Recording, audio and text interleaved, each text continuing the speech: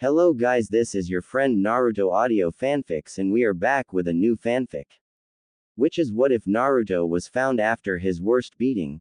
Naruto times Anko times Tsunade times Kurenai, Trials of a Broken Shinobi, Part 1. And if you enjoy this fanfic then please press the like button and subscribe to my channel for more fanfic like this. And now let's start the fanfic. It was the 8th anniversary of the defeat of the fearsome nine-tailed fox demon and the people of Konoha were celebrating all throughout the village. She smiled as she watched the celebrations from her perch atop the Hokage monument, the feelings of unity and happiness washing over her from the people below. But something pricked at her mind as she immersed herself in the feelings of the village. Amidst the happiness there were small concentrations of sadness, particularly near the cemetery, as well as a large congregation of hatred and anger. While both were somewhat to be expected, considering the nature and history of the day the villagers were commemorating, she focused on the mass of fury gathered near the opposite edge of the village and felt the sadistic glee lying just beneath. This feral happiness grew as the group emitting these feelings began moving quite quickly through one of the gates towards the forest surrounding the village. She continued to watch for a moment before deciding to follow as she felt several surges of chakra coming from the group. She leapt off the mountain and it took her just over a minute to make it to the top of the wall on the other side of the village just out of sight of the two shinobi guarding the village gate. She paused as she felt the mass of anger stop moving about 3 kilometers from the village. The cruel joy grew and her eyes widened as within the nauseating mixture of hatred and euphoria was the smallest pinprick of fear. Faster than she had ever moved before she dove into the forest, only sparing the barest thought to making sure she remained unnoticed. She came to a stop on a branch high up in a tree overlooking the clearing where the mob of civilians and shinobi alike were gathered. She watched as they shouted and jeered as several of them ganged up on the source of fear, brandishing weapons and jutsu alike. Eventually they grew bored and moved away to give another group a turn, and as they rejoined the rest of the mob she saw the target of their malice. It took everything she had to rein in her anger and not wipe everything in that clearing along with the rest of that puny village off the face of the planet when she looked upon the broken, bleeding form of the boy. His hands and feet had been pinned to the tree behind him with kunai while not a single part of him was not covered in cuts, scrapes, bruises, and burns. What remained of his clothes were in tatters, and from what she could see, he was extremely malnourished. The next group had taken their place and started attacking him when she decided that enough was enough. She was just about to jump down and erase these disgusting mortals from this plane when the boy raised his head and looked directly at her as if sensing her intentions. With what little energy he had, he gave her a minute shake of his head. She could feel his will fighting valiantly against his fear and desire for the end of his pain. She could feel the sadness and loneliness deep in his heart along with the smallest speck anger and bitterness festering at the bottom of his heart. Her eyes widened in understanding as she focused more on the boy and felt a separate mass of chakra within him. This boy was the container of the nine-tailed demon fox. That was why the villagers hated him so. They mistook the host for his tenant and were using him as a justifiable outlet for their darker urges and feelings. Knowing this, she was surprised by how small and deeply buried the boy's own darker feelings were. She contemplated this and came to a decision just as a villager gave a shout and cleaved a butcher knife through his right shoulder forcing the boy to close his eyes and throw his head back in pain.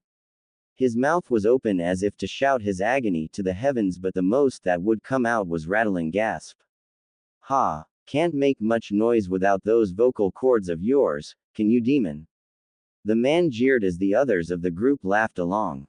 Deciding she had seen enough, she focused her chakra into a genjutsu and used the illusion to will everyone in the mob to leave and return to their homes. Though it was not nearly enough in her opinion, she would follow through with the boy's wish to leave them unharmed, at least until she knew his reasoning. She waited until the last villager had left and dropped down to the ground just as the boy managed to wriggle the kunai impaled through his left hand out of the tree. He had put the handle of the kunai in his mouth and started to pull when the last of the flesh connecting his arm to his torso gave with a sickening tearing sound. His mouth opened once more with a silent howl as his body started to drop without the support of his other arm in the tree. Acting on instinct, she was in front of him in less than a second and gently catching his falling form. She pulled the kunai out of his feet and looked down at him with teary eyes. It amazed her that even on the cusp of unconsciousness, she could see glimpses of a mind behind those fading eyes that analyzed her with a speed that she didn't even think the boy was aware of as it blurred the line between rational observation and honed instinct. It didn't take long for him to succumb to the blood loss from his severed limb though, and she started to pour her chakra into him in order to keep him alive while his slumbering tenant and what she could feel was inherited genetics did what they could to heal him. She wished she could have done more, but the laws governing her were quite strict. That being said, though, there was no way she could just leave him there. She did a quick scan of his memories and was disgusted, though no longer quite as surprised, to see how horrible his life was. Deciding at that moment that the young man in her arms was more worthy than any other, she scanned his memories more closely and was both relieved and angered that he considered the leader of this village a sort of surrogate grandfather when the man allowed such cruelties to befall not just one of his own villagers, but a boy he considered himself close to. Standing, she gently cradled the boy, Naruto, to her chest and almost cooed at the gentle expression on his blood and tear-stained face as he cuddled closer to her. Her resolve set, she didn't even bother moving, not wanting to jostle her charge, and focused on her destination as she focused on the location of this so-called Hokage. Perhaps it was time for the god of shinobi to receive a visit from a real god. Ooh. Hiruzen Sarutobi frowned as he signed yet another piece of paperwork. Though the sounds of his villagers enjoying the festivities that night should have filled him with content as they drifted through his window, he couldn't help but worry for one boy in particular. Despite his best efforts to convince the people of Konoha that Uzumaki Naruto was a hero who kept a calamity-made flesh at bay with his every breath, they simply were too lost in their pain and hate and ignorance to believe the boy was anything but the monster he housed. Recognizing his failure to uphold the last dying wish of Naruto's father, he declared any knowledge concerning the boy's status as a Jinchuriki classified at the highest level, only to be discussed with others by the Hokage, or Naruto himself once he knew. Unfortunately that plan too backfired as the secret still got out, causing the rest of the adult population to regard it as the village's biggest open secret, and for their hate to trickle down and infect the minds of their children. Hiruzen sighed as he once again contemplated telling Naruto the truth about what he held within himself. He knew the boy was far more intelligent than he let on, and it was only a matter of time before he pieced the truth together himself. This line of thinking led to him wondering about how Minato and Kushina would react if they knew how poorly their son was treated. It always broke his heart whenever Naruto asked him about his heritage and he had to lie through his teeth. Both Minato and Kushina were legends in their own right, and if any of their numerous enemies knew they had a son, he wouldn't last a week. Heaving another sigh, Hiruzen reached for another piece of paperwork when his office was lit up by a pillar of brilliant white fire. He tensed as the fire died down and a figure appeared. By the time the fire was gone, leaving a tall beautiful woman with flowing black hair standing in front of his desk, his 4 Anbu bodyguards had sprung from their place hidden in the shadows and had their swords drawn against various vital points on her body. "Who are you, and how did you get in here?" the Anbu wearing a dog mask asked. Hiruzen watched as the woman looked Kakashi up and down before turning her attention back to him and leveling a glare at him so powerful it made him want to crawl forward on his hands and knees and beg for forgiveness. "Hiruzen Sarutobi, Thrid Hokage of Konohagakure, I find you lacking," she said calmly. Forcing his face to remain calm in spite of the crushing fear coursing through him, Hiruzen looked her up and down. At first glance, she did not appear to be much of a threat. Her body had an almost soft look to it, which along with her elegant white and orange robes made her look like a member of royalty. Even so, he remained wary. One didn't get to be as old as him by taking things at face value. "It would be wise to answer my friend's question, lest you find yourself lacking a head, madam," Hiruzen replied, struggling to maintain his calm collected facade. The woman's eyes burned with a cold fire. I see no reason to lower myself to answering the questions of a broken man who uses his gifted eye to look only on the losses of the past as he hides behind the mask of a dog. Hiruzen's eyes widened while Kakashi stiffened before he and the other Anbu moved to incapacitate her before bringing her to interrogation. They didn't even have a chance to move as all the Anbu around her slumped to the floor unconscious when a massive amount killing intent fell upon the room. Hiruzen gasped as a pressure even greater than the one he felt 8 years ago pushed down on him. Nor do I take commands from an old man whose fall from grace has allowed the people of his village to ruin the life of the purest soul among them.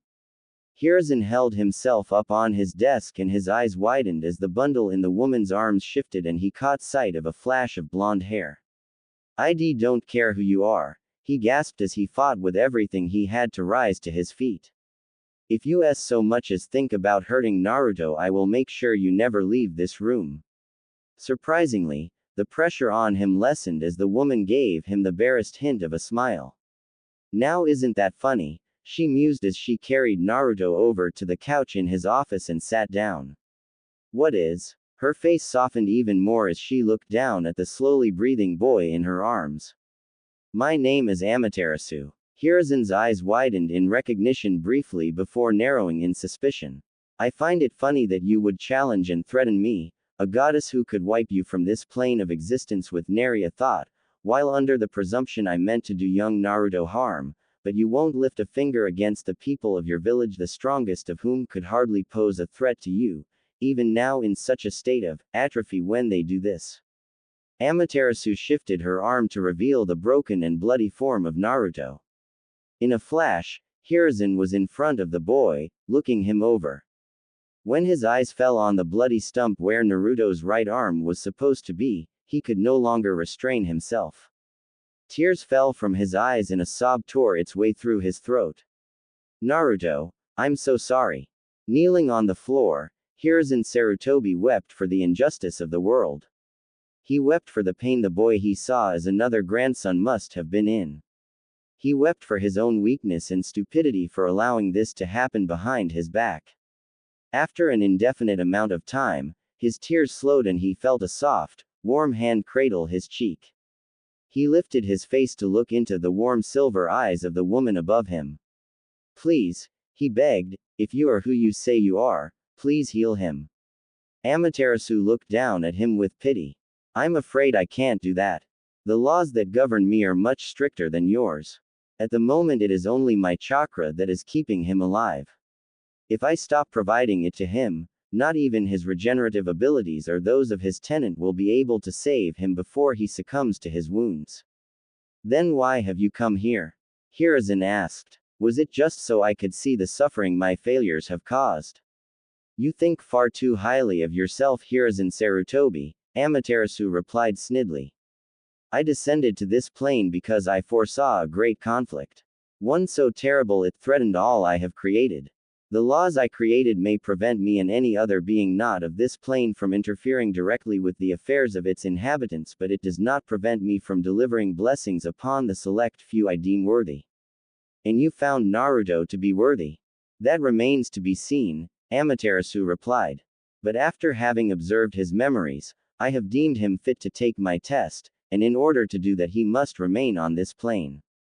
Hiruzen watched stupefied as Amaterasu held out one of her hands with the palm up. There was a bright flash of fire and out of nowhere she was suddenly holding a large sphere of what looked to him to be a shiny dark metal. She took the sphere to the stump of Naruto's arm and pressed the two together. His eyes widened as the metal seemed to become fluid before covering the remainder of the boy's arm. Naruto writhed in pain as the black metal destroyed what remained of his arm, and Amaterasu stroked her hand through his hair, shushing him quietly while the metal bonded to his torso, providing a black covering over the edge of his pectoral and collarbone. He continued to toss and turn in her lap as out of the now flat stump more black liquid started to flow before solidifying.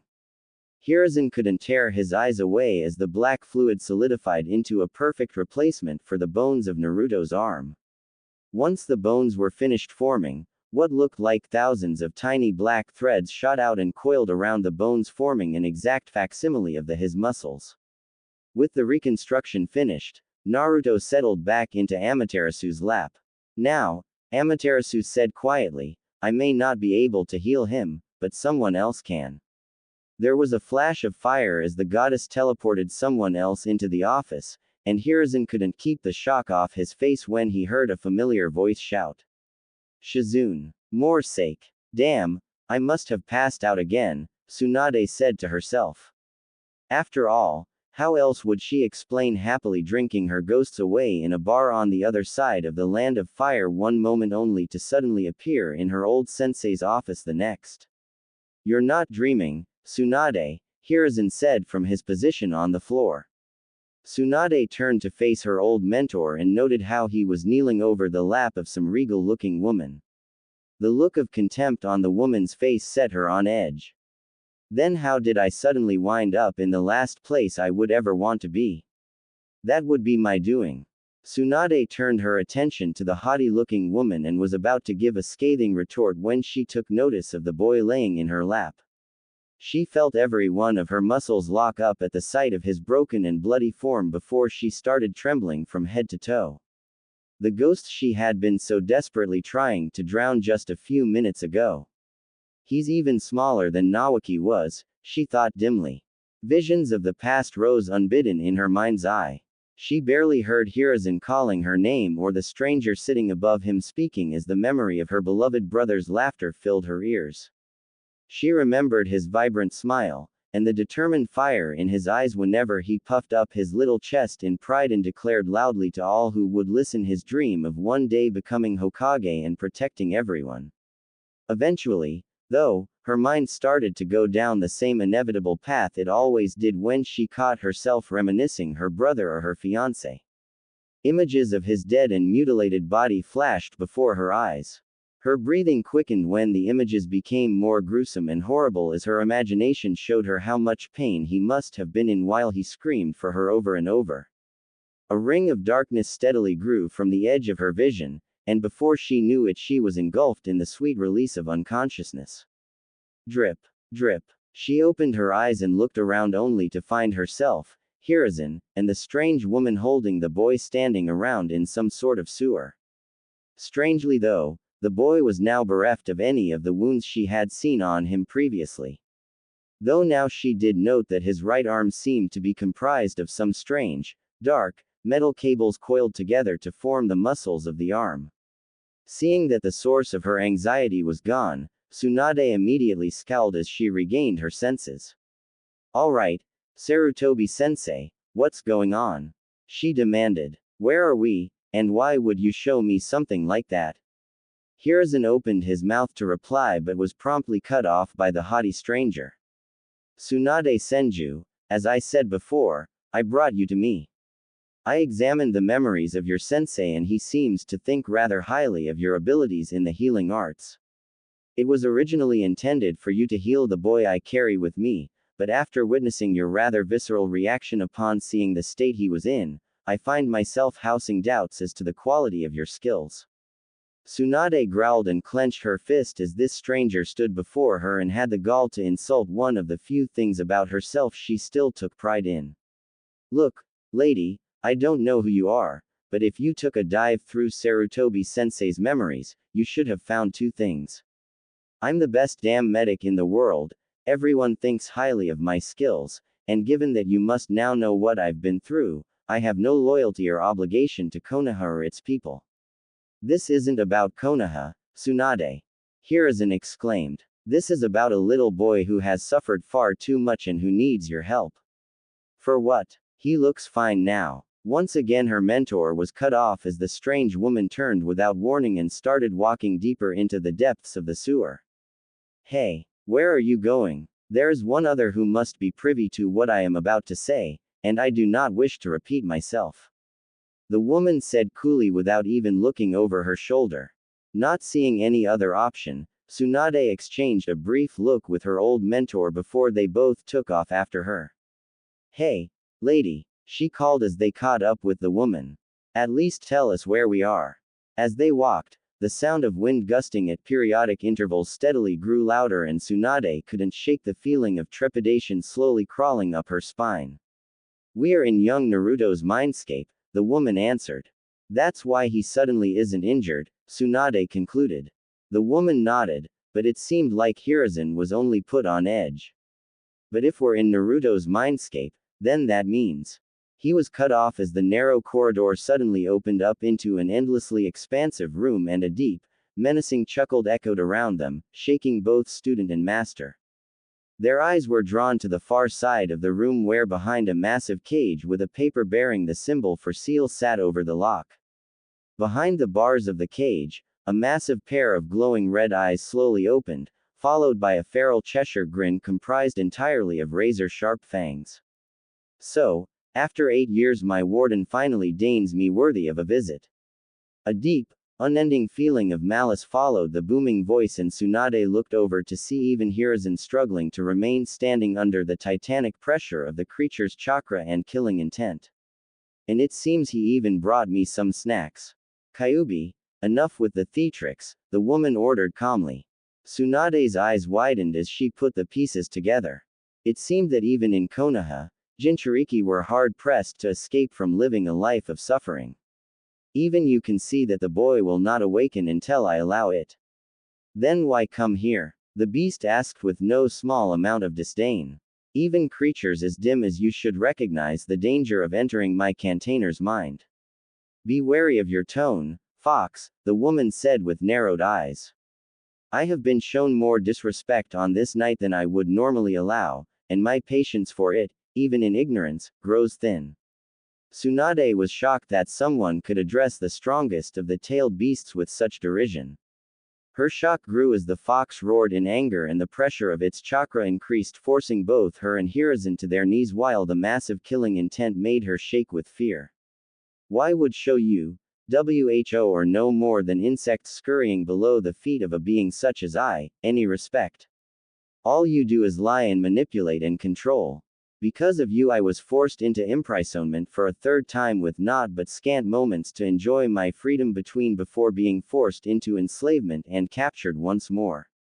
Her surprise only grew when the woman remained unfazed by the massive wave of fury the fox was emitting, only narrowing her eyes before the pressure and killing intent were forcibly pushed back. Not a moment later, the woman focused her own pressure upon the fox, and even though the beast was the focal point of her ire, Tsunade found herself pressed flat against the ground as the woman's pressure made that of the fox feel like nothing more than being a few feet underwater. Even the Kyuubi itself was forced to the floor under the gargantuan pressure of the woman's power. Her voice was calm and collected, but resounded loudly off the walls while contain a hidden fire underneath. "You may be one of the most powerful beings on this plane, Kyuubi, but your arrogance and bitterness will not be tolerated in my presence. My name is Amaterasu, goddess of the sun. You will listen to what I have to say, and you will respect the situation in which you all find yourselves. Do I make myself clear?" "Why yes, Amaterasu-sama," the Kyuubi replied, for once, in a tone bereft of malice. Amaterasu smiled and the unbelievable pressure vanished in an instant. "Good." She waited for Tsunade and Hiruzen to return to their feet before indicating they follow her further into the room. They came to a stop less than 20 feet from the bars of the Kyuubi's cage. She then took a seat on the floor, laying Naruto down in her lap and stroking his hair. "Now, I will repeat what I said to Hiruzen Sarutobi when I first arrived in his office. Normally, beings such as I do not interfere with the goings-on of the inhabitants of this plane. But there is something coming. I cannot tell what exactly, but I do know it will affect all I have created on this world. Knowing this, I journey to your plane to try and find one worthy of receiving my blessing in hopes they will help protect my creations." "And you think my container is worthy?" Kyuubi asked skeptically. "That remains to be seen. I had hoped to do this after he had awoken, but due to certain unforeseen circumstances, she turned her gaze upon Tsunade, and the legendary Sannin felt herself flushing in shame. I had to adjust my plans. Instead, you three will bear witness while I speak with him." He will not be aware of your presence, but hopefully, you all will gain something from hearing this boy's words. As Amaterasu finished, Tsunade noticed the boy beginning to stir in her lap. Amaterasu looked down at him and smiled softly as he slowly opened his eyes with a groan. Hello, Naruto-kun. Naruto finally opened his eyes and Tsunade saw the brightest pair of blue eyes shining back at the goddess. Hi, Kami-sama. Amaterasu chuckled and continued to run her hand through his spiky blonde hair. Why do you call me that? Well, you're being real nice to me, though that might be because I'm dreaming. You saved me from those villagers, you look really strong, like stronger than Gigi and he's the strongest in the village. Also you're really pretty, almost as pretty as Tenshi-chan. Amaterasu raised an eyebrow curiously. Tenshi-chan. Naruto's smile grew into the picture of happiness, and Tsunade couldn't help but smile at the sight of it. Yeah, you sent her to me, right? An image of a young girl floated in the air above Naruto. She was maybe 5 or 6 years older than him with long black hair and deep crimson eyes. Beside her, Hiruzen chuckled and she turned to face him inquisitively. That's Kurenai Yuhi, he informed them. She's just made Chunin and is thought to be on the fast track to Jonin due to her prodigious skill in Genjutsu. Sometimes she brings me food when I can't find her and she's the nicest person that I ever met. Whenever she comes to visit my box, she uses a special jutsu that makes the villagers stay away. Also when she smiles, you should see it, Kami-sama. It's like everything that makes me sad isn't there anymore. Amaterasu laughed at the display of enthusiasm Naruto showed when talking about the girl he was clearly enamored with. Hey, since this is a dream, do you think you could bring her here too? Why do you think this is a dream, Naruto-kun? Amaterasu asked, curious as to how the bow came to that conclusion. Well, I can't really tell where we are since it's just you and me here, but I don't think I'm in the hospital. Naruto explained. Also, I can talk too. I couldn't when you found me, remember? Those guys cut up my neck so I couldn't scream when they attacked me. That reminds me, are you the one who gave me this new arm? He reached up and watched as the strange black muscles on his hand moved with his fingers. It's really cool. Tsunade found herself shaking with the casual way the boy talked about being dismembered and having his vocal cords cut out, as if it was a common occurrence. She turned to her fellow observers, saw similar looks of rage. They told me he was safe in the orphanage, Hiruzen muttered lowly. Meanwhile the Kyuubi was merely glowering, though she could feel a low rumble shaking the ground beneath her coming from the cage. She turned her attention back to the goddess and the child as Amaterasu spoke. You're welcome, Naruto. I'm glad you like it. Now, I have a question for you. How would you like to receive a gift from me? What do I got to give you for it? Naruto replied almost immediately. Why do you think you would need to give me anything? Amaterasu asked. Tsunade was saddened by the lack of trust in someone as young as Naruto. Well, even though I know you're not like the villagers who would try to rip me off or give me something dangerous, I still think you want me to give you something in return. My box used to be under another kid's window, and sometimes I could hear his mom tell him stories at night. In one of them you give some guy a magic sword and in exchange he gives you a part of his heart. This made Amaterasu burst into laughter as she pulled Naruto even closer to her still. The boy didn't seem to mind as he buried his head in her chest in an attempt to soak up as much affection as he could. It seems you are too wise for my tricks, Naruto-kun, Amaterasu said once she had calmed down. Naruto simply smiled proudly and puffed out his chest at her praise. Of course I am. You're talking to the future Hokage of Konoha. Besides, I'm way smarter than that guy in the story. Oh, how so? Amaterasu asked and Tsunade started to fear for the boy as his arrogance might lead to an unhappy goddess. 'Cause, in the story you said he had to give you a part of his heart and you would give him his magic sword. He gave you the part that let him feel love, which is dumb. What's the point of being strong if you don't have any precious people to protect?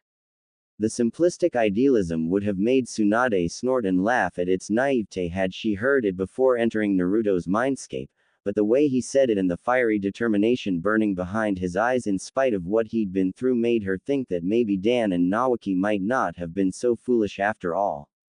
Alright, Naruto-kun, Amaterasu said after a moment of thought, in exchange for whatever you desire, what part of your heart would you give me?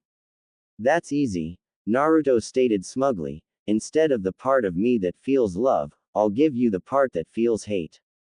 Amaterasu laughed once more and Tsunade couldn't help but smile herself at the simple brilliance of it. The boy was so determined to reach his goal of being a protector that any feelings that, while completely justifiable in her opinion, would get in the way of it. That's a great choice, Naruto-kun. Now, what do you want in exchange? Naruto frowned in concentration for a couple of minutes as he thought her offer through. Tsunade was on the edge of her metaphorical seat as she imagined what sort outlandish thing was about to be created out of the combination of a child's imagination and a goddess power. In exchange, I want. Naruto paused again as he seemed to go through his train of thought one more time before continuing. To know how to read. Even the mighty Kyuubi couldn't keep its eyes from widening upon hearing Naruto's request. He does know he can ask for anything, right? Tsunade asked the room in general. Amaterasu managed to control her surprise but did raise an eyebrow in curiosity. Are you sure, Naruto-kun? She asked. Naruto grinned and nodded enthusiastically. Yup.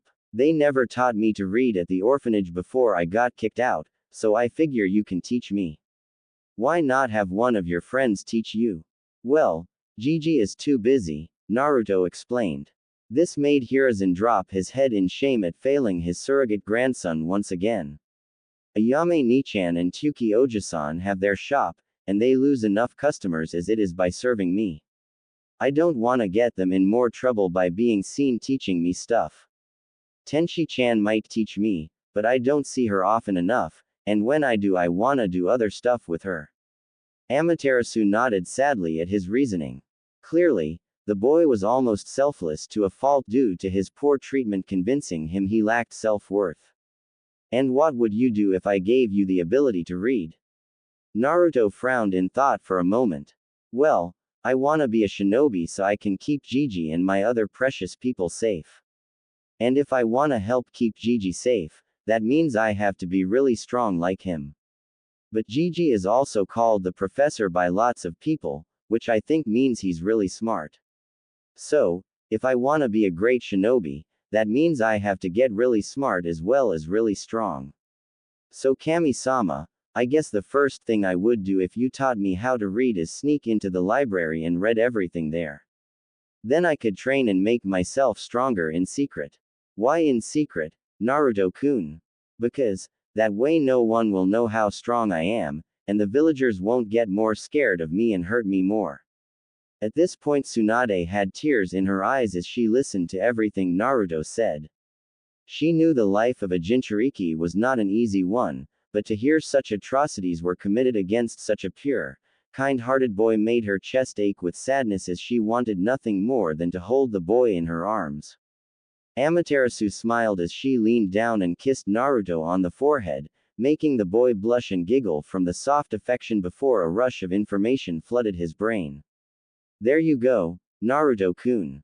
You can now read anything and understand what it is saying. Thank you, Kami-sama, Naruto replied quietly, his face glowing with happiness. Now he was going to be able to be the strongest shinobi ever and protect all his precious people. Are you sure this was all you wanted from me, Naruto-kun? Amaterasu asked. I can see in your heart that there is still something you desire. The smile dropped from Naruto's face as he shifted uncomfortably in Amaterasu's lap. Well, I mean, there is one other thing I've always wanted, but I can't ask you for it. Oh, and what is it that you want that even I cannot give you? Amaterasu asked curiously. Naruto looked down and Tsunade barely kept herself from crying out when she saw the pain in his eyes and heard the loneliness in his voice. I'd really like to have a mom. But I can't ask you for that, because it wouldn't be fair to her if she was forced to take care of me. Tears started leaking out of his eyes and Naruto struggled to make his shaky voice audible. I would want her to love me and take care of me because she wanted to, not because she had to. Finally, his composure was broken and a sob ripped its way out of his throat. Amaterasu held him close and whispered soft comforts in his ear as she stroked his hair. Within minutes he had returned to a peaceful slumber and she slowly stood up with him in her arms before addressing the rest of the group. I believe it is safe to say that this boy is worthy of receiving my blessing, she said, looking each of them in the eye. Amaterasu-sama, Kyuubi rumbled, its deep voice tinged with what might have passed for sadness. I request that you show me the memories of my container. I wish to see for myself the state of the life he has been living. Amaterasu nodded and walked forward towards the cage. Very well, Kyuubi. Tsunade and Hiruzen watched with bated breath as a claw the size of a small house descended between the bars and, with more care and control than they thought possible of a living natural disaster, gently touched the tip against Naruto's forehead. There was a momentary flash before the massive chakra and furious killing intent forced both legendary shinobi to their knees as the fox threw itself bodily at the bars of its cage. Let me out. I will raze that village to the ground for the crimes it has committed. To inflict such suffering on a child deserves nothing less than the most painful of deaths. I will show them the true power of a demon. And this time it will be of my own free will. That's quite enough, Kyuubi, Amaterasu ordered. If you truly feel for the boy, you can help him achieve his goals. Amaterasu-sama, I swear to you, for all this boy has seen in such a short time, I will give him unfettered access to whatever chakra I can. I will even help him control it when the time comes. Amaterasu seemed pleased with the Kyuubi's words as she took a few steps forward and placed her hand on the center of the cage. Her hand glowed briefly and the Kyuubi's giant red eyes widened from the darkness of its seal. I have restored your yin half, Kyuubi. You are now back to your original strength, and while I'm sure you are more than aware that your ability to corrode the seal before you has dramatically increased, you have made an oath to me. Do not take it lightly. If possible, the Kyuubi had grown even larger than it already was before as it nodded its gargantuan head in understanding. Turning around, Amaterasu addressed the other two. With that business done, I believe it is time we return to the physical plane. Tsunade felt a strange tug from behind her navel as darkness engulfed her, and before she knew it they were all back in the Hokage's office. This time she didn't even flinch at the sight of the blood covering Naruto from head to toe before rushing to kneel in front of him next to her old sensei. She immediately started healing him, her eyes continuously returning to his soft, peaceful face as she worked. How is he doing? Hiruzen asked quietly. It's not good, Tsunade replied. He's suffered major blood loss and there's traces of tetanus in his system, though the Kyuubi's chakra is helping to destroy it. This new arm of his is very interesting. It seems to be some sort of almost organic metal and even has its own chakra pathways. The rest of his wounds seem to be healing rather quickly, though there is going to be some pretty extensive scarring. The worst is his throat, though. Even with Kyuubi's help, the damage to his vocal cords is too extensive to perfectly repair. It's unlikely he'll be able to speak more than a hoarse whisper, if at all. Tsunade continued working extensively, even as Amaterasu leaned down to plant yet another kiss on Naruto's forehead. Her eyes didn't even leave her work as a bright flash of light originated from where the goddess had kissed him, or when she gently slid him off her lap and stood up. In fact, it wasn't until she had stabilized him and Naruto was lying peacefully on the couch that she even cast a glance at the other two standing over her. Amaterasu, happy that Tsunade's work was done and she had both their attention, reached inside the sleeve of her kimono and pulled out a simple-looking scroll with an ornate white and orange seal on it. I have found Naruto Uzumaki to be truly worth of receiving my blessing, she declared, handing Hiruzen the scroll. I have bestowed upon him the power of a true leader, and in this scroll are the teachings necessary for him to master that power. Hiruzen opened the scroll and read the first few lines. The Kunshugen, he read. Monarch I. Well, isn't that an appropriate name? Tsunade quipped before turning her attention back to Naruto. She didn't fight the soft smile that rose to her face. Her mind made up, she turned back to face her old mentor, a look of resolution on her face. Sarutobi-sensei, I wish to adopt Naruto Uzumaki. Her determination quickly turned to anger when Hiruzen sighed loudly before walking around his desk and slumping in his chair. I cannot allow you to do that, Tsunade. What do you mean you can't do that? Tsunade exclaimed. You heard him in his mindscape. The one thing he wants most in life is to have a mother who chooses to love him and take care of him, and the moment someone asks to fill that role, you shoot them down. Your sensei is correct, Tsunade Senju, Amaterasu said quietly. While I applaud your resolve, you must still prove yourself capable of surmounting the ghosts of your past and the vices you used to escape them.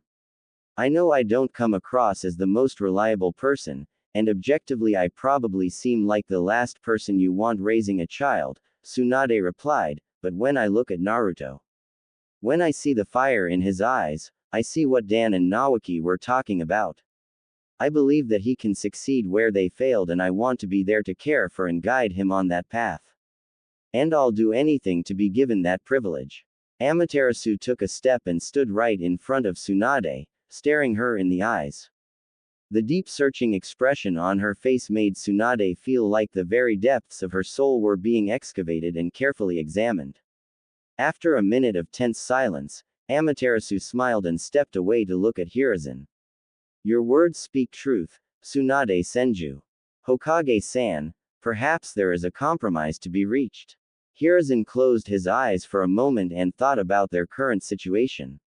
Even if I wanted to, the civilian council has almost complete power over Naruto as he is currently a normal citizen.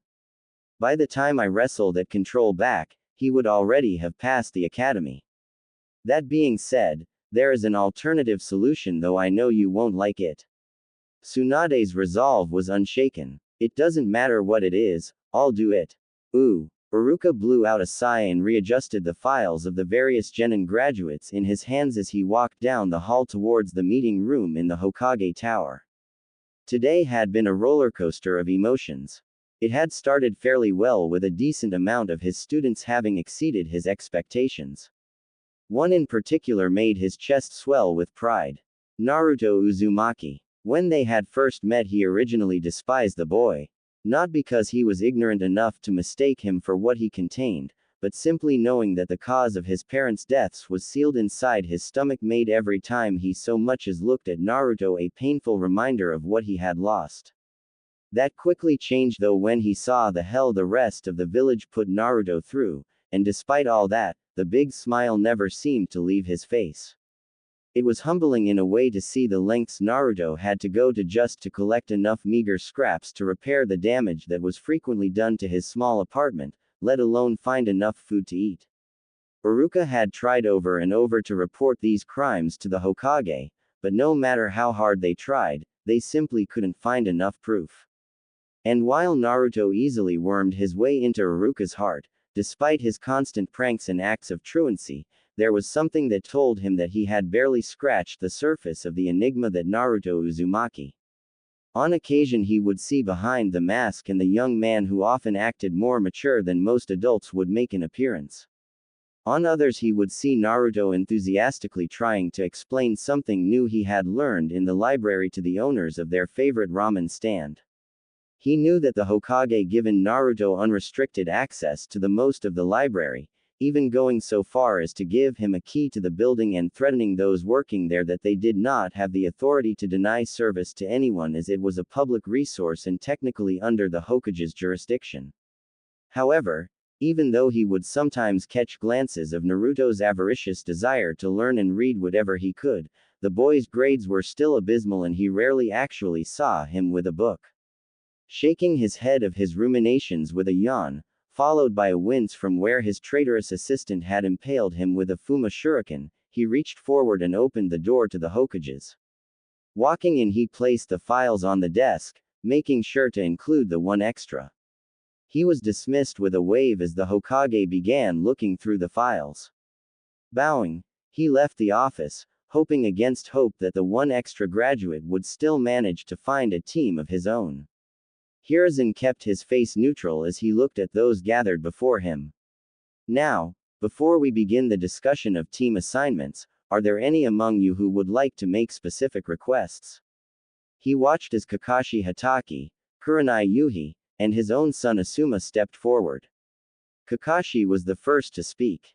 Hokage-sama, I request that Naruto Uzumaki be placed on my team. Kurenai was next as she stepped up next to Kakashi and bowed.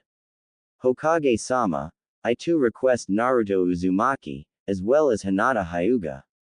This made Kakashi and many others raise an eyebrow in curiosity as he knew they had all read Naruto's file and was sure he would be the only one to request him. Asuma was last as he too bowed. Hokage-sama, I request to be placed with the next generation of Inoshika Cho. Deciding to deal with the easiest issue first, Hiruzen leveled his gaze on his son. For what reason do you make this request, Jonin Sarutobi? Asuma took a slow drag of his cigarette and blew it out before answering. I think I would be valuable in molding the next generation of Konoha's most strategically solid team. Hiruzen thought over Asuma's request while ignoring the itch to reach for his own pipe as he inhaled the smoke from his son's cigarette. Coming to a decision, he grabbed the appropriate files and stamped them. Request granted. Asuma Sarutobi, you have been officially designated Jonin Sensei of Team 10, consisting of Ino Yamanaka, Shikamaru Nara, and Choji Akamichi. Asuma bowed and thanked him before exiting the room. Now, Jonin Yuhi, you have already expressed and explained your desire to train the Hyuga heiress, so I will begin by granting that one. Thank you, Hokage-sama, Kurenai said as she bowed once more. As for the matter of Naruto Uzumaki, he noted how several of the gathered Jonin scowled at the mention of his surrogate grandson and found his resolve reaffirmed. Normally, due to his position as dead last, he would be held back until a spot opened up either on another Genin team or next year's class graduated. However, seeing as multiple requests have been made for his presence on different teams, I will hear both of your reasons before making my decision. Jonin Hatake, why do you think you should have Genin Uzumaki on your team? I believe that, as Konoha's premier ninjutsu specialist, I am the most qualified to teach Genin Uzumaki as his unnaturally large chakra reserves as well as the addition of the Kyuubi's chakra gives him a unique edge in that field. Additionally, I believe that his distaste for Sasuke Uchiha can be molded into a rivalry that will propel Sasuke to new heights, so long as he thinks Naruto's skills are right behind him. So you would intentionally train him to be weaker just to make the Uchiha stronger? Kurenai demanded. Hokage-sama, if given permission to train Genin Uzumaki, I believe that he can become a great shinobi as well as provide much-needed confidence to his teammates, helping pull them up with him. Yuhi-san, I never said I would sabotage Naruto's career. I will still train him to be a strong shinobi. I was simply saying that he should be kept where he can nip at Sasuke's heels in order to drive him to become the best he can be. Besides, with the Byakugan on your team, you will be more suited towards a tracking team. I recommend the Inuzuka and Aburame heirs. Kakashi said, a hint of condescension tinging his relaxed tone. At least I wouldn't use him as nothing more than a stepping stone for one of his teammates. Kurenai retorted angrily. That's enough, Hiruzen said coolly before the situation could devolve further. Kurenai, Kakashi has a point. Your team is going to be better suited for tracking and for that reason I am denying your request. Kurenai gaped at the Hokage. She had desperately wanted to see the boy she hadn't seen for years again. After making Chunin, she had been so busy with missions that she hardly got to see him anymore. She had visited the box he had last been using for shelter several times and had even taken to searching the village before she had learned that he had moved into a small apartment in the red light district. Strangely enough, it became even harder to find him even though he had acquired a permanent place of residence. In fact, except for the almost weekly uproar of chaos due to one of his many pranks, almost no one saw Naruto outside of the academy. Now she had just lost the chance to be able to see him regularly once again. She was about to protest the Hokage's order when he turned to address Kakashi. Jonin Hatake, your request has also been denied. I will not have one of my genin used for the sole purpose of escalating another. Instead, it seems that, as originally intended, Genin Uzumaki will be assigned to the one who made the first request for him, years ago. And who would that be, Hokage-sama? Kakashi asked. He may not have shown it, but deep down he was upset that he would not be able to train the son of the man who was like a second father to him. His question was answered when the door opened and the last person any of them expected walked through. That would be me. Naruto woke up early, despite not being able to get to sleep until late last night. He had finally done it. He was a shinobi and one step closer to accomplishing his goal. Turning off his alarm, he slipped out of bed and prepared himself for his last day at the academy. He quickly scarfed down a quick breakfast of stale bread and cheese and thought about all that had happened in the last 5 years. After waking up in the Hokage's office and seeing the two strangers standing over him, he quickly tensed before realizing that one of them had been the goddess from his dream. He was happy to find that whatever had happened in his dream was real as he looked at his surrogate grandfather's robes hanging on the rack near his desk and could actually understand them as opposed to simply knowing by instinct that they read Third Hokage. His happiness had quickly been quashed though when he had tried to exclaim his joy at his newfound skill only for a raspy croak to escape his throat. The nice blonde lady, who he learned was named Tsunade, had crouched down to look him in the eye and explain that despite her best efforts, the damage to his vocal cords was just too great. Upset at the loss of not just an arm, but also his voice, Naruto had been surprised to find the nice lady hugging him. When he had calmed down and they finally separated, Tsunade had told him that it was time for her to leave, but she would see him again in a month to check on his throat and how his body was dealing with his new arm. Then the goddess from his dream had knelt in front of him and explained that her name was Amaterasu and she expected great things from him before disappearing in a flash of white fire with Tsunade. After that, he pretty much spent the next 5 years either in the library, at his apartment, in the academy, or in one of his many hiding places reading. He had kept his replacement arm a secret as he was bullied enough for being practically mute. He didn't need the villagers thinking he was a cripple too. Shaking his head, Naruto focused on the present, leaving the past behind as he opened his closet and skipped right over his trademark orange jumpsuit. Now that he was a shinobi of Konoha, he wasn't under the thumb of the civilian half of the village anymore, and he no longer had to hide himself behind the mask of a happy-go-lucky dunce to keep them from becoming wary of his growth. Instead he donned himself in a tight, long-sleeve chain mesh shirt, over which he wore a black hoodie with an orange swirl on the back that was gifted to him by Tsunade on one of her monthly checkups, as well as the dark orange scarf her apprentice, Shizune, had given him that same day. On his legs he wore a baggy pair of dark gray pants that reached just below his knees before being cinched shut around his shins. Below that were a pair of bandages covering the rest of his legs and a pair of sturdy, black slip-on shoes. Finally ready, he slipped his burnt orange gloves over his hands, concealing the remainder of his artificial arm, tied his headband on and rushed out the door, making sure to lock it and activate his security seals on the way out. It took him no time at all to arrive at the academy. He entered the classroom where he had spent the better part of the last 5 years, looking straight ahead as he climbed the stairs and took a seat next to a blushing Hinata. He then proceeded to wait there quietly for Iruka to come in and announce the teams. The most he interacted with anyone there was to simply point at his forehead protector when Shikamaru asked him what he was doing there. He then went back to waiting quietly until Iruka came in minutes after Sakura and Ino, breaking them up and demanding silence. He didn't really listen as the teams were assigned, though he did smile and pat Hinata on the back when he learned she was going to be on a team with Kurenai.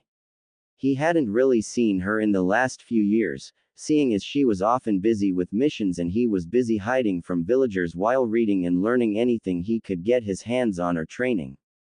He was happy though that she made Jonin and that she was going to be the sensei to the only girl in Naruto's class who hadn't been mean or cruel to him. And lastly, Iruka concluded, seeing as we have an uneven number, we normally place the odd man out with a team from the next year's class. Looks like the Dobi's out of luck again. Kiba shouted, much to the amusement of his peers. Serves him right, Sakura added. Dressing up all cool like Sasuke-kun when he's just a dead last. Naruto meanwhile didn't react. He had caught what Iruka said and was waiting for what he was getting at. He didn't have to wait long either as Iruka cleared his throat and continued. Actually, it seems that Naruto is going to be lucky.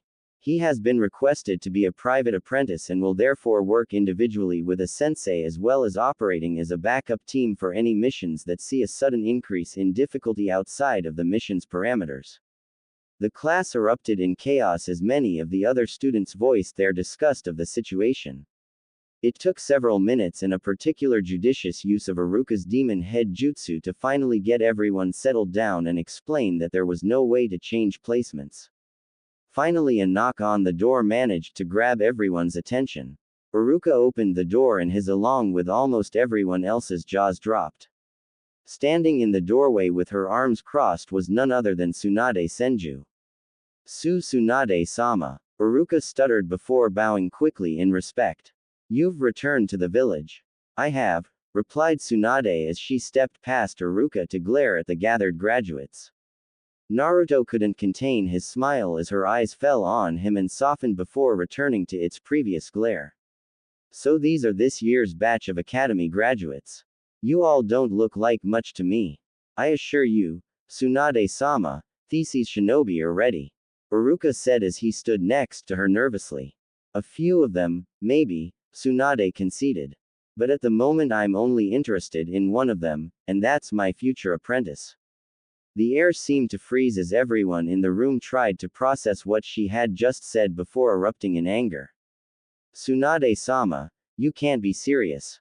He's nothing but a dead last. He probably couldn't even survive training with you. Tsunade scowled as she listened to the various graduates insult her Naruto. Releasing a little bit of killing intent, she watched as they froze once more, this time in fear. Even Iruka was starting to sweat. The only one seemingly unaffected was Naruto as he flashed her with that foxy grin of his that made her heart swell.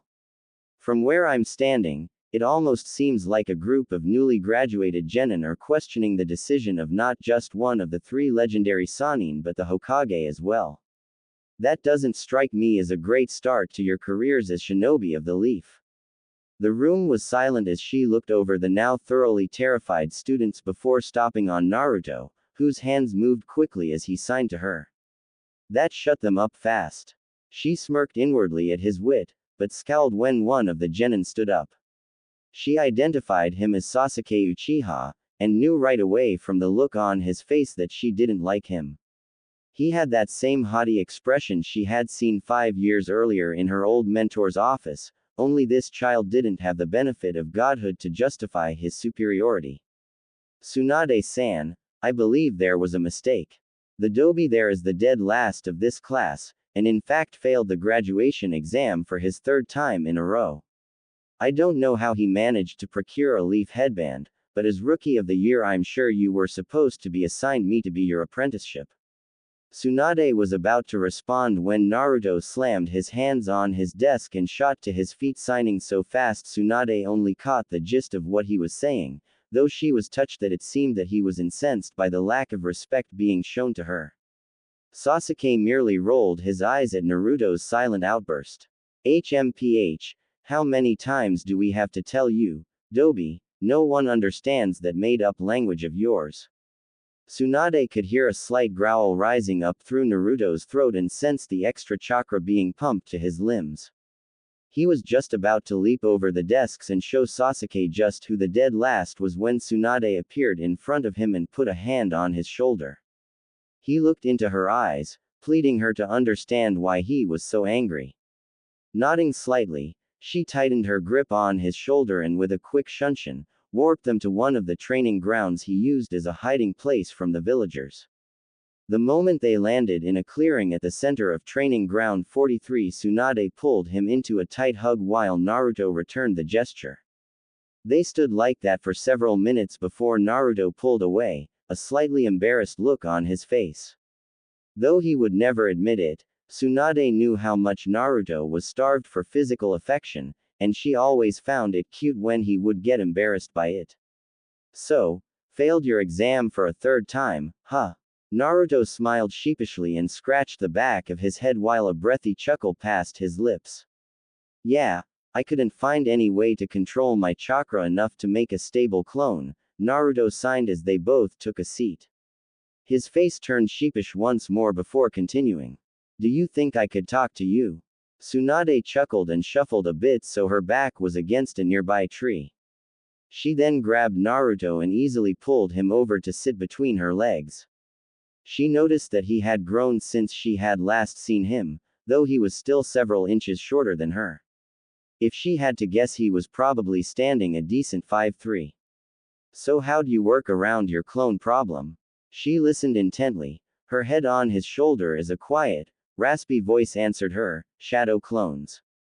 And just where did you learn a Jonin level technique? She asked. Forbidden Scroll, Naruto replied.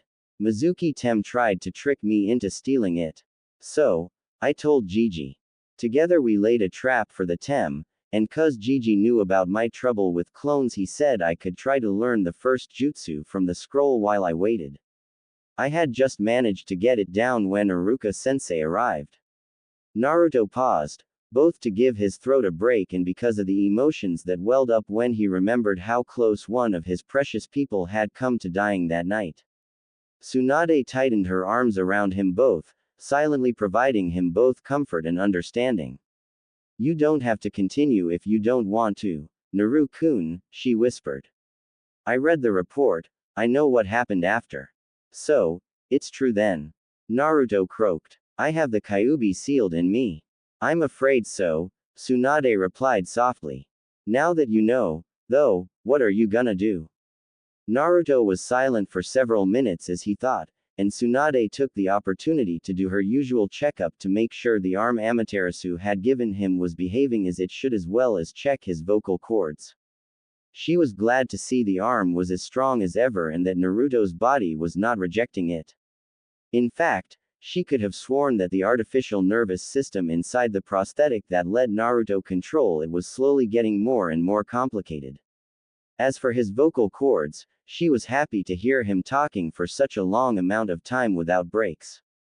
It meant he was steadily improving, and while he may never be rid of the quiet raspy quality in his voice, or being able to shout at the top of his lungs, she was confident the day was coming when it would no longer hurt to express himself with more than just hand gestures. I've decided that I'm not gonna use the Kyuubi's chakra, Naruto stated, surprising Tsunade. Why not? It's not mine to use. If I ever meet the Kyuubi somehow, I may ask it if I can use some of its chakra with its permission, but that'll only be after I ask it why it attacked Konoha and figure out whether I can trust it. Tsunade considered telling him that the Great Fox had already sworn an oath to let him use its chakra, but figured it might be better for Naruto to grow under his own power first and have the Kyuubi itself give him permission. That seems awfully wise of you, Naru-kun. Naruto leaned his head back against her and smiled brightly before shooting to his feet and turning to face her. I'm ready to get started whenever you are, Suna-sensei, he signed quickly. You asked for it, Naru-kun, Tsunade replied as she stood up and slipped into her preferred fighting stance. Ooh. They spent that afternoon sparring, though that largely consisted of Tsunade beating him around the forest like a rag doll. After several rounds, Tsunade was happy to see Naruto quickly figuring out the trick to the shadow clone technique, and found that with each shadow clone she destroyed, her young apprentice's skills steadily increased. By the time they stopped for dinner, Naruto had actually managed to tap her with the palm of his hand, something she hadn't expected to happen for a while yet, even if she was holding back quite a bit. They left the training ground and headed for Ichiraku's. Naruto couldn't tell what he was happier about at the moment, the mountain of ramen he was currently shoveling into his mouth, or the fact that one of his most precious people was not only going to be staying in Konoha to be his sensei, but was also paying for the mountain of ramen he was currently shoveling into his mouth. He listened attentively though as Tsunade outlined their training schedule for the next few weeks. Every day started with physical training all morning, then, after lunch, they would spend 3 hours a day trying out new techniques and then another 3 hours of sparring before breaking for dinner. Meanwhile, both of them sent shadow clones to complete several D-rank missions and Naruto had several others reading, studying, or practicing techniques learned during the 3 hours after lunch. Every Friday, Tsunade had said they would practice with another genin team after lunch, as they were a backup team and would therefore need to work well with every team. Finally, on Saturdays, Naruto would remove the resistance seals he had started putting on himself and they would spar with him going all out in order for him to have proper control as well. After that, Sunday was used as a day off for errands and generally just hanging around. They had been following this schedule for nearly 4 weeks, and even though Naruto ended every day barely being able to stay on his feet, he couldn't be happier.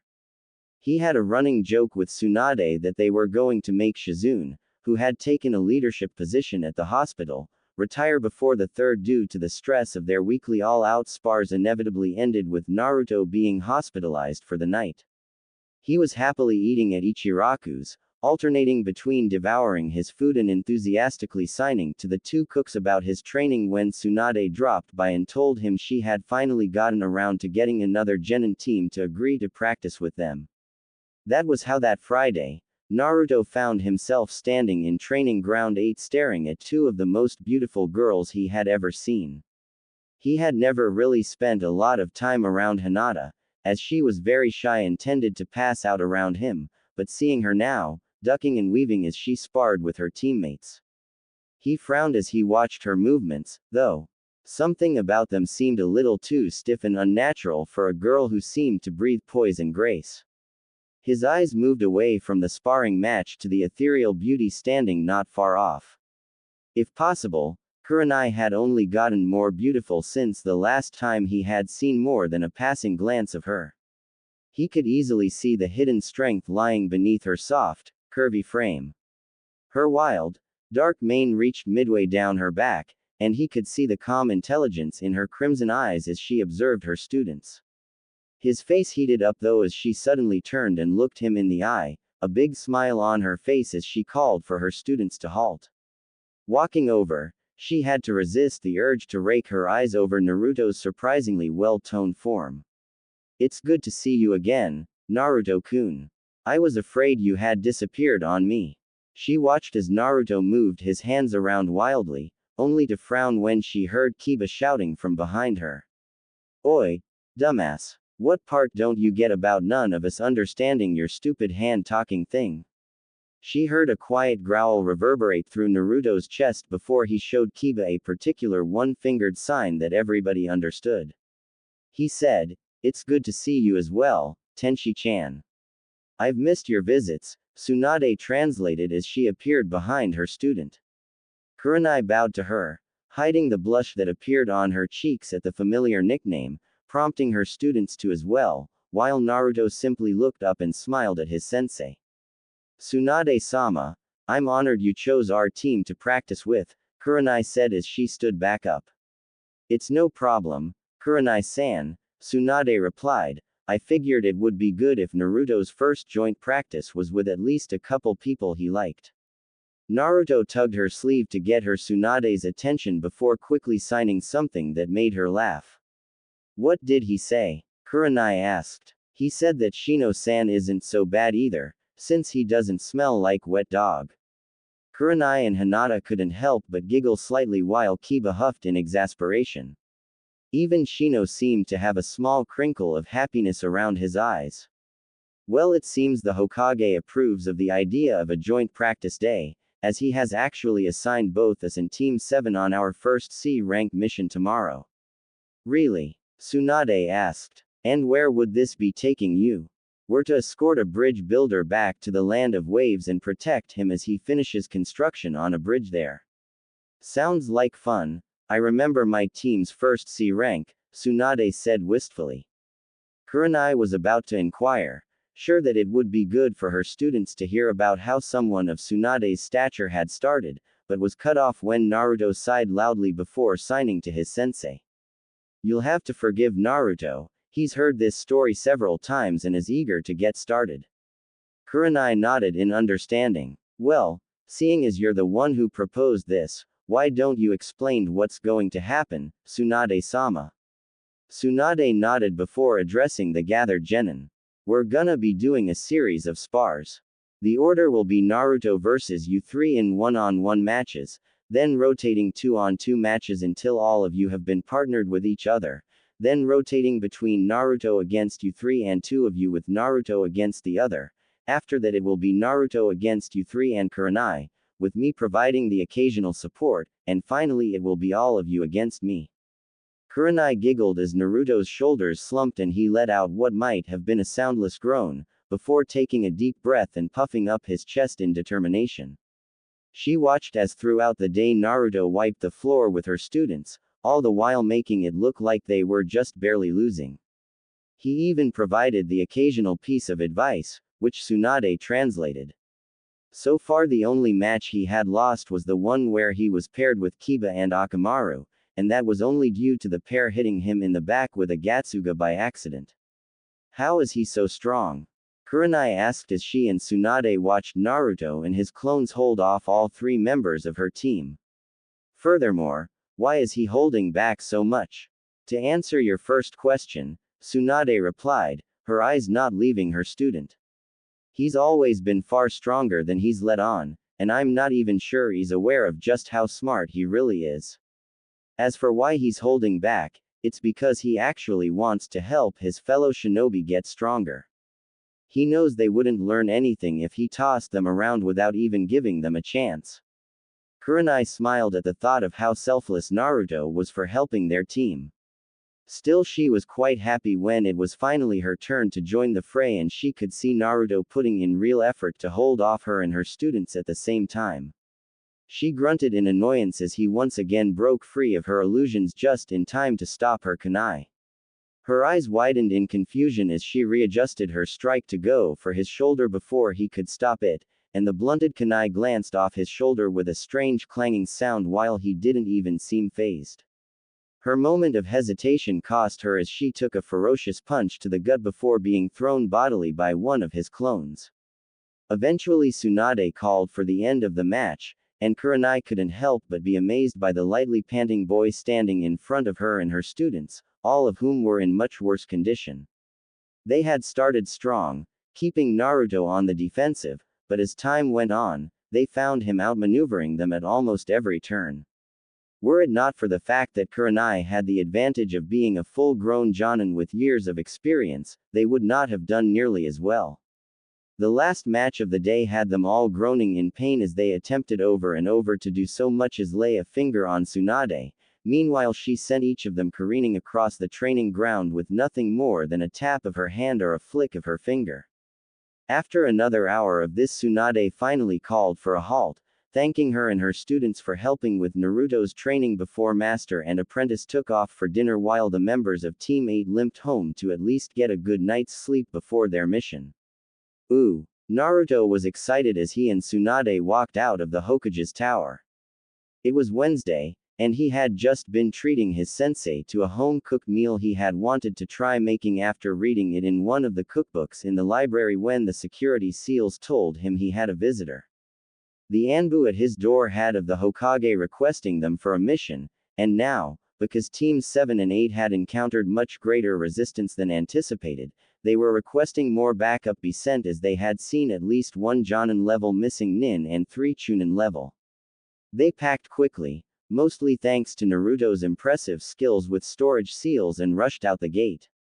He was excited to finally get out of the village and see some more action than the occasional bandits they took out for practice, but Tsunade had easily beaten into his head the seriousness of facing enemy shinobi on a mission, particularly when so many of them were guaranteed to be at a higher level at least, officially, than him. They had left the village just after noon and were halfway to their destination when they decided to stop for the night. Naruto was somewhat annoyed that even without his seals his top speed didn't even make Tsunade break a sweat, but that just meant he had to keep training. They made a quick camp, with Tsunade pitching their tents while Naruto collected firewood while setting various traps and security seals around them. Tsunade had to admit that she was impressed with her student's aptitude for fuinjutsu. Naruto had always been a diligent learner, but his talent with the complex science of seal making truly did his surname justice. Already he was deconstructing, analyzing, and reconstructing seals that would take the average person years of focused study to even understand. Add in his liberal use of shadow clones, and Tsunade was fairly sure she was going to have to introduce Naruto to Jiraiya, though she was loath to introduce the boy she thought of as a son to the self-proclaimed super pervert. The next day went smoothly as they approached the land of waves until Naruto felt a sudden throbbing in his right arm. Gritting his teeth, he reached up to grab his shoulder, ignoring the fact that his prosthetic was unable to feel anything. The feeling passed, but he was unable to hide the fact that it happened from his sensei, who immediately brought them to a stop atop a tree branch to examine him. "What's the matter?" she asked, her voice a mixture of concern and professionalism. "Nothing," Naruto replied. "My arm just felt weird for a second back there." Tsunade activated a diagnostic jutsu and started running her hand over his arm and the area where it connected to his torso. "Weird how?" Naruto shrugged. "I dunno. There was this weird throbbing feeling, almost like. Like what? Like it was pulling me.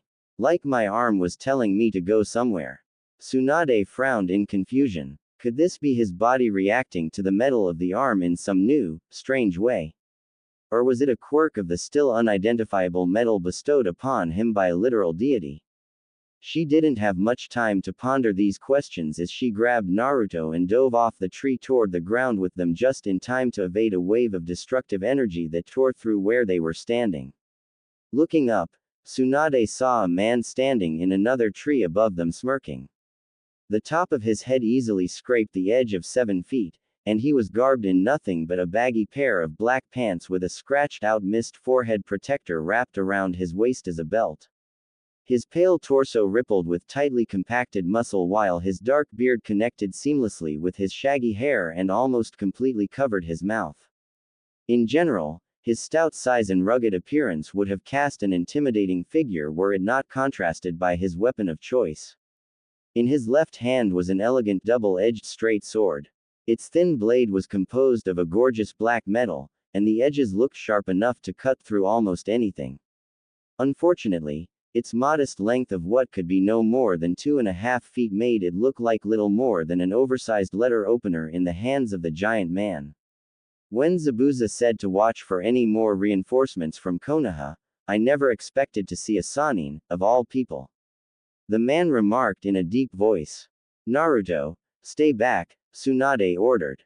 "This is Ryosuke Kuroda, Black Death of the Mist, and A-rank missing nin." "Well, I guess I don't have to introduce myself then," Ryosuke shouted as he swung his sword through the air, shooting a dark pulse of destructive energy at the both of them. Jumping out of the way, Tsunade tried to figure out how to get close enough to kill him without getting hit by the energy flowing out of his blade. The bingo books were never clear on what kind of energy the sword emitted, just that whatever it was, it destroyed anything in its path, acting as both offense and defense. "You know, picking a fight with a Sannin isn't a very smart idea," Tsunade yelled as she worked to figure out how to best take him out. If she tried a head-on assault, he'd just attack Naruto, forcing her to step in. Long-range attacks didn't work as the few ninjutsu she knew would easily be swept aside by his blade. There wasn't enough room to summon Katsuya, and releasing the seal on her forehead could jeopardize her mission if she tired herself out. She grunted as she dodged yet another wave of energy from his weapon, and remembered why exactly it was she had been happy with retirement. Landing near Naruto, she saw him gritting his teeth and holding his arm as he watched Ryosuke's every movement carefully. Naruto's arm screamed at him with phantom pain as he desperately watched his sensei jump around an opponent who she should have been able to deal with easily. He was well aware that he was the only thing keeping her from rushing in and wiping Ryosuke out with a single blow, as the second she did, he would just fire one of those waves of energy at him, and even now, without his seals, he would be hard-pressed to dodge it unscathed. The pain in his arm spiked and he was forced to his knees as Ryosuke laughed and raised his sword before his eyes. Even one of the legendary Sannin can't lay a finger on me with this, he exclaimed. I guess it's true what they say, this sword really is a gift from the gods. Naruto's eyes narrowed as he processed Ryosuke's words. Something about them struck a chord with him, and in his moment of distraction, he was unable to fight the strange pulling sensation flowing through his arms. Before he knew it, he was standing in between Tsunade and Ryosuke, ignoring their shouts for him to move and taunts respectively. Time seemed to slow as Ryosuke raised his arm to swing, and then, just as it reached its apex, it froze. If Naruto had the wherewithal to acknowledge his surroundings, he would have found that everything was frozen. From Ryosuke's arm, to Tsunade diving in to save him from his impending doom, to the smallest leaf in the trees, Naruto was treated to blissful stillness as he carefully examined the sword in his enemy's hand. His instincts told him he was right, but he had to be sure.